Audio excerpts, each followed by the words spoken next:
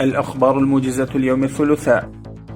قضت محاكم إمارة أفغانستان الإسلامية في 1439 قضية على 3 مراحل: الابتدائية والاستئناف والتمييز، تتعلق منها 10,520 قضية بحقوق المرأة، و4,492 قضية بالمخدرات. بالإضافة أصدرت محاكم الإمارة الإسلامية 1,502,416 وثيقة مختلفة خلال عام 1401 هجري شمسي.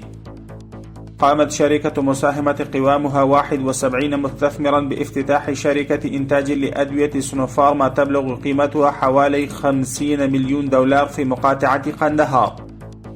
قال وزير الإعلام والثقافة الملا خير الله خيرخوا في الاجتماع الافتتاحي لمصنع سنوفارما للأدوية في مقاطعة قندهار أن الحرية الاقتصادية هي مسؤولية مستثمر البلاد، فإن بناء المصانع يمكن أن يجعل الوضع الاقتصادي للبلاد أكثر ثراء واكتفاء ذاتيا.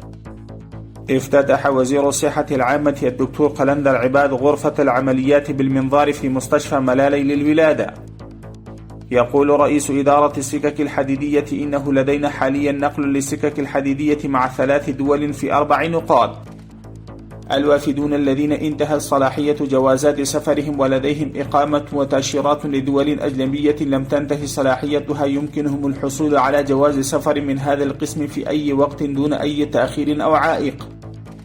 اعتقل شرطة حدود مطار أحمد شبابة الدولي شخصين على صلة بالنقل غير المشروع للأحجار الكريمة والتحف التاريخية، وسلمت القطع الأثرية والأحجار الكريمة التي تم العثور عليها إلى إدارة الإعلام والثقافة بالمقاطعة المذكورة.